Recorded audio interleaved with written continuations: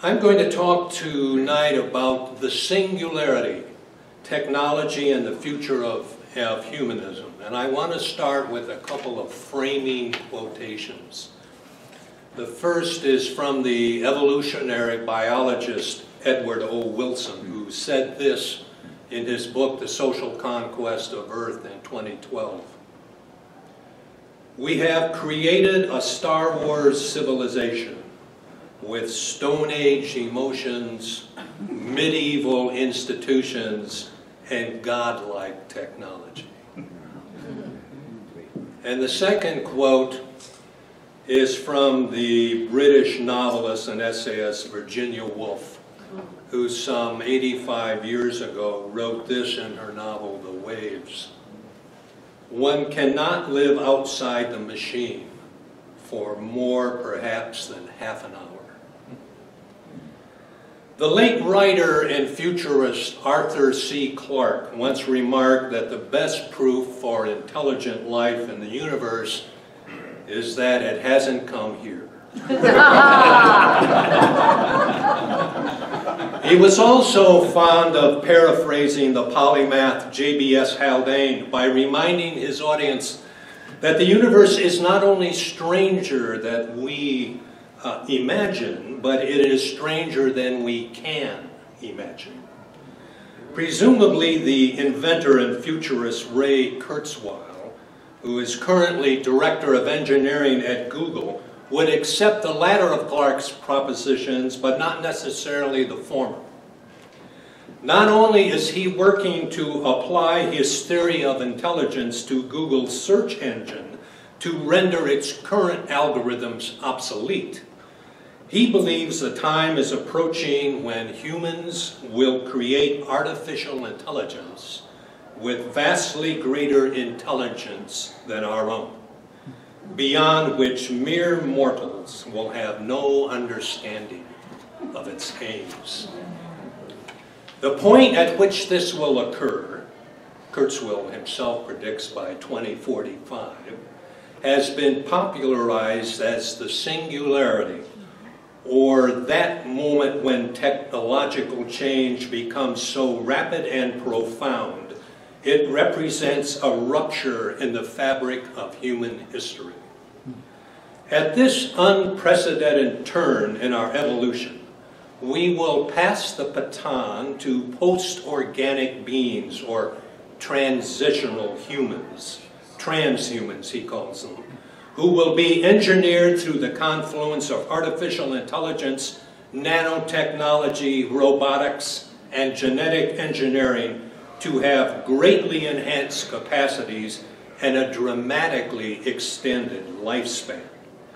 Transhumans will eventually give way to posthumans, in whom a trace of the human may remain, but we may not be able to recognize it. The ravings of a deluded futurist? Hardly. Some of the planet's brightest and respected inventors, scientists, entrepreneurs, artists, and others are investing their time, talent, and most importantly, their money to bring this vision to fruition. Not everyone shares Kurzweil's optimistic launch date of 2045, but this zealot band of singularitarians share a belief that not only is it possible, it is desirable if guided prudently. Technology can shape and transform history. Humans are one step on the evolutionary ladder, not the end of it. Our technological progeny will colonize the universe. It is their and our destiny. Kurzweil describes this in almost messianic tones. In his words, once we saturate the matter and energy in the universe with intelligence, it will wake up, be conscious, and sublimely intelligent. That's about as close to God as I can imagine. Now, whether we ought to pursue the singularity, to say nothing of whether it is even feasible, is a question of some dispute. To see why, we need to take a closer look at humanity's relation to technology itself, and more importantly, at what we take to be the meaning of who we are in the first place. A question Kurzweil himself believes will be the primary political and philosophical issue of the 21st century. Before we transfer ourselves without remainder into this brave new world, we should be clear on where it is we think we're going, what we're seeking, and what we may be leaving behind. Humanity's relation to technology. As used here, technology is the purposeful and rational development and application of means to achieve a given end. Whether it's a tool, a machine, a method, tangible or intangible, simple or complex, technology is driven by the highest degree of efficiency and rationality at any given stage of development, and by ever improving degrees of order and control. This definition, which extends beyond the common sense notion of technology as material tools, brings into focus the instrumental or use focus of technology, and can even be said to encompass the immateriality of human language, which we are now racing to materialize as human language technology employed in machines, as the most glorious and useful of all technologies developed over the course of human history. According to hardcore technological determinists, technology follows its own internal logic: efficiency, rationality, order, control. And once set in motion, is the primary determinant of social, cultural, and economic change. In our so-called postmodern age, there is a certain sense of the pervasiveness and inevitability of technology, its growing dominance in all aspects of our lives that feeds the sense of determinism, and even an attendant abject helplessness and resignation, as in the "we don't control the machine controls us" thesis. Free will is out the window in this scenario, although some soft technological determinists believe that while technology may be omnipresent, it is not entirely omnipotent. As we become increasingly aware that technology can create as many problems as it solves, humans still have a chance to change the game plan. In that vein, perhaps a more accurate, though considerably more messy and complex approach to viewing the relation of humans to technology is social constructivism, or investigating how technology both shapes and is shaped by social, cultural, and economic change. For example, the documented impact of fossil fuels on global climate change has precipitated research and development in an array of new energy technologies to reduce dependence on coal, oil, and natural gas. What makes the development of these new technologies more complex, however, is the interplay between the existing economic interest and infrastructure, social and economic relationships that prop up entire nations, and the vested interest of powerful people and organizations, and a growing awareness that unless we speed up development of new energy technologies, humans, like the proverbial frog, will eventually be unable to climb out of the global pot of water set on slow boil. Technology is not developed in a vacuum. It arises out of a set of relationships between social, cultural, and economic forces on a finite planet, where opportunities for some, developing housing and commercial tracts, using industrial techniques to raise animals for human consumption, increasing the efficiency and profitability of all manner of enterprise, create a set of problems for many others, and not just humans.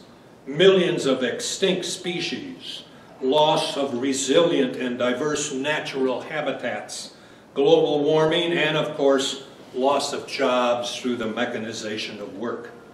The sheer scale and pervasiveness of technological and economic development, particularly since the Industrial Revolution in the late 18th century, and its attendant impact on the biosphere, or the realm of life, have led some to proclaim that we are now living in the Anthropocene, an informal geologic chronological term that marks the evidence and extent of human activities that have had a significant global impact on the Earth's ecosystems.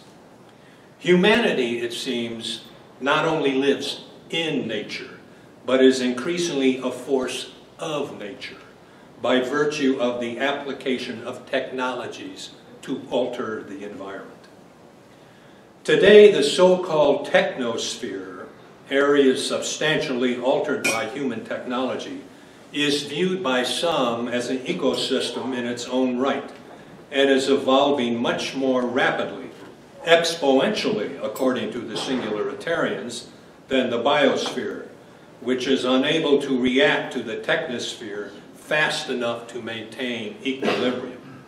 The technosphere, the developed world, now occupies most of the land area of this planet.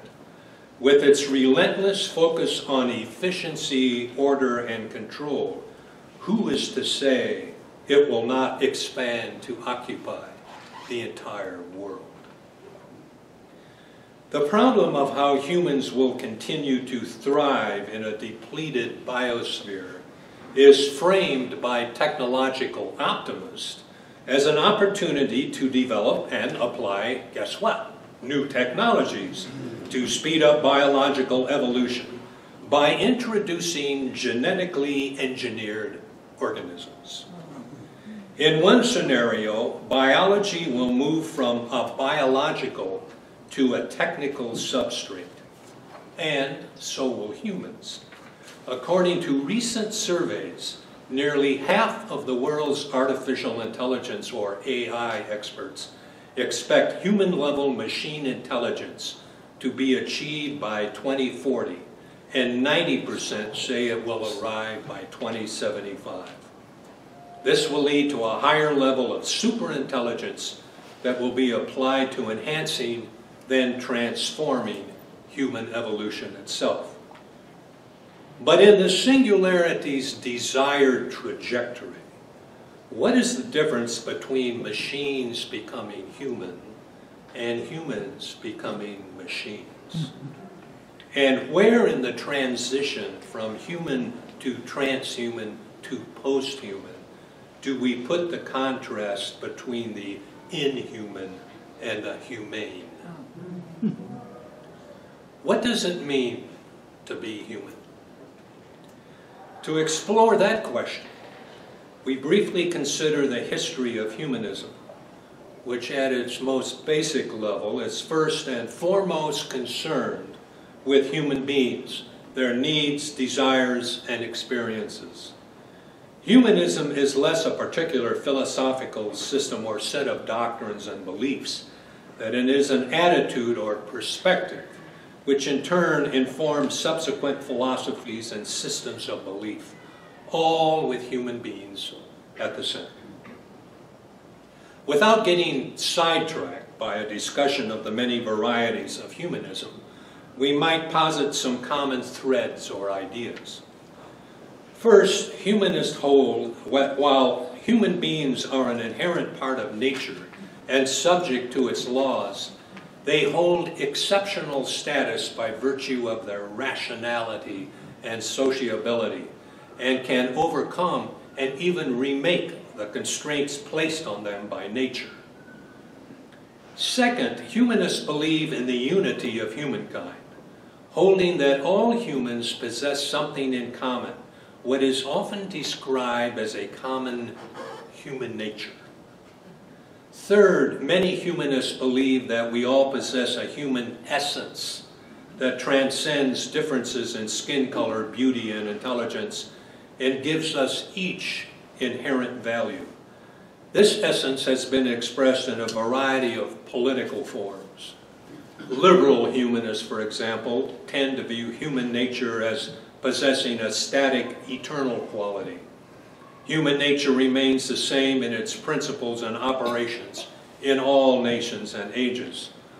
Marxist humanists, on the other hand, view the human essence not as an abstraction inherent in each individual, but as an ensemble of social relations. Man is not simply as given in nature, but as a product of himself and of his own activity in history. Finally, underlying all humanist strands is a belief in human emancipation. The idea that humankind can transform society through the agency of its own efforts. This comes down to an accompanying belief in human rationality and capacity for social progress, a belief that has driven much of the Western political structure since the Enlightenment.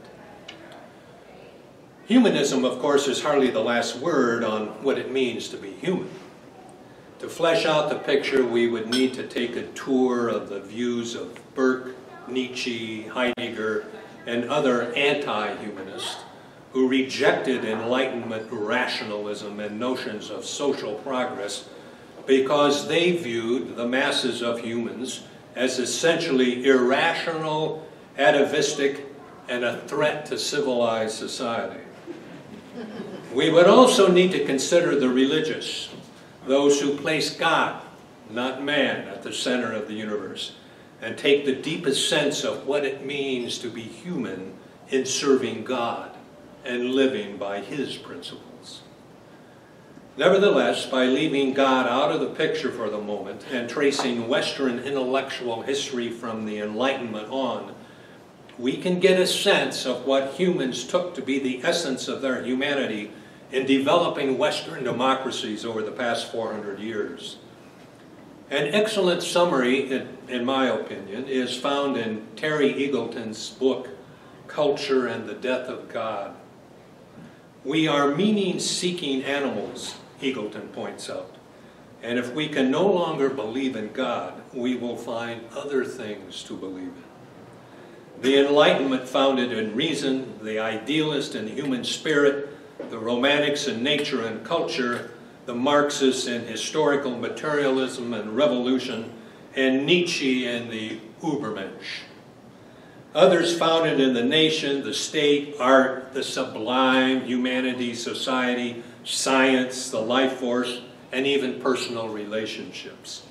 None of these was entirely satisfactory, and none was self-sustaining. The end, according to Eagleton, was postmodernism, or the systematic subversion of meaning altogether. Eagleton describes it as, quote, depthless, anti-tragic, non-linear, anti-numinous, non-foundational, and anti-universalist, suspicious of absolutes and averse to interiority. The central problem, as Eagle frames it, is that the West no longer has a set of coherent beliefs that would justify its commitment to freedom and democracy. Our mixture of pragmatism, culturalism, hedonism, relativism, and anti-foundationalism is an inadequate defense against other humans who believe in absolute truths, coherent identities, and solid foundation, and for whom freedom and democracy are not values to be pursued. If all we are left with in the West is man as the internal consumer, we are left with little at all. Repositioning the singularity and humanism. The strong singularitarian position has a response to this grim assessment, a resurgence of the core enlightened pursuit of human rationality and scientific and social progress. This is a transcendent philosophy with man as the maker and creator at the center. In some ways, it functions as a religion among certain segments of the Silicon Valley set, where all of humanity's persistent contradictions, pain, and sufferings are ameliorated, banished, and then transformed into the glorious end of trans and post-human, a process some have characterized as rapture for the nerds. Here, disease, growing old, and dying are insults.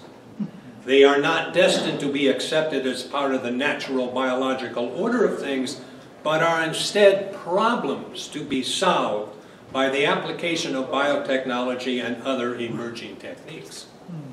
And why not? The human race is a sorry mess, with our stubborn diseases, physical limitations, short lives, jealousies, violence, and anxieties. If it were technologically possible, why wouldn't we want to transcend our current species? Why shouldn't we? The weak singularitarian position, a potential hell to the strong heaven position, supports the pursuit of transforming our lives through these new and powerful technologies, but warns of the potential pitfalls, environmental disasters, the unequal distribution between the transhumans who can afford to enhance themselves and the billions of people who cannot, and the emergence of a race of sentient machines that may see no reason not to wipe inferior humans off the face of the earth. In light of the inherent dangers involved with the application of these new technologies, we ought to be undertaking studies of risk and reward before we embark on any ambitious technological projects. Now, one should not assume from this brief, admittedly brief overview of the singularity and its passionate proponents that it is a full-fledged technological and social movement, complete with a set of guiding principles and strategic plan. It is primarily the concern of a loose, wealthy, and talented group of entrepreneurial white males. While their rhetoric is idealistic and soaring, it can cynically be argued that their more prosaic concerns revolve around making money, and a lot of it.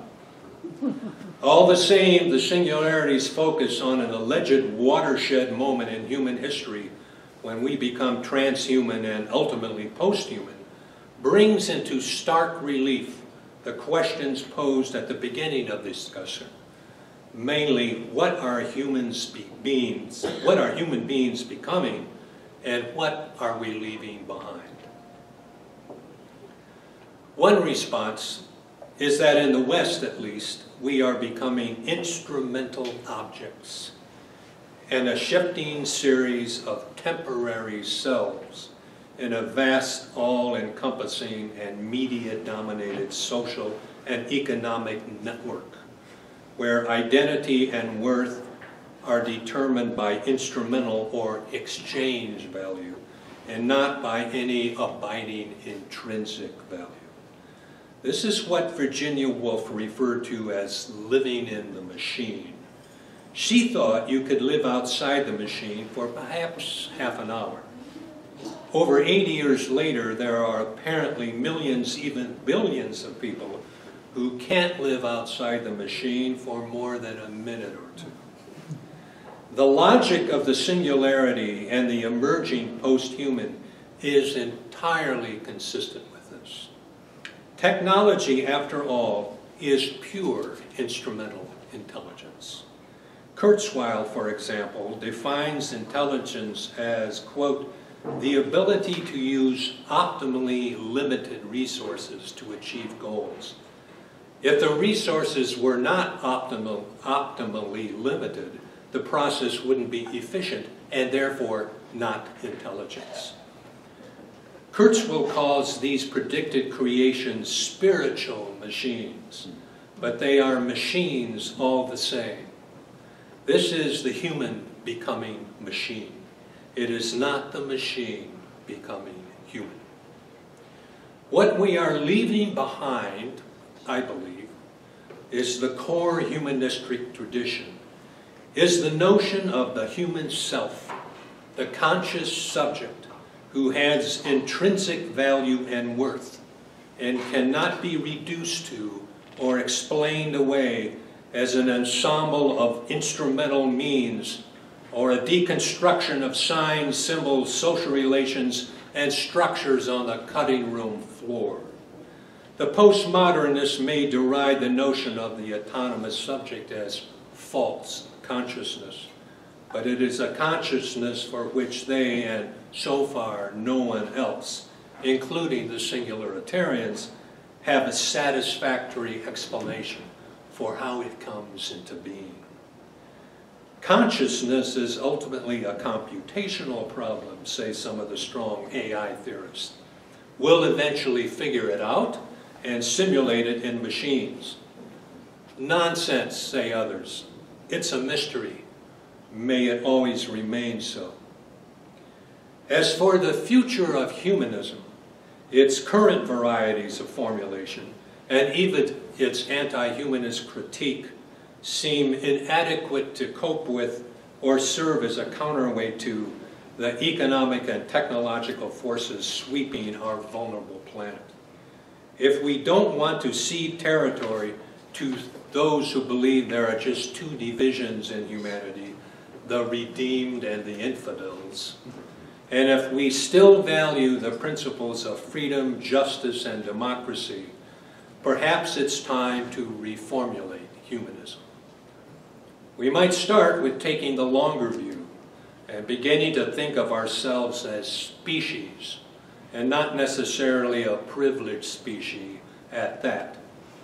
Perhaps it's time to think of ourselves as part of the planet Earth, the whole of the life force, and not just a superior part of it. Finally, perhaps it's time to think of ourselves as becoming, yes, machines with extended capabilities, but which nevertheless remain sentient, aware of the condition of other species and life on Earth, and able to recognize and apply positive human values and morals to address inhuman and irresponsible behavior wherever it occurs. Put another way, humans as humane machines. The traditional Enlightenment version of humanism has been a powerful organizing principle in the West for the past 200 to 300 years. Still, it may no longer be sufficient for human emancipation in the age of machines, whether the singularity arrives or not. It's time for a more powerful and encompassing formulation of what it means to be human today. The search must be enjoined. Thank you.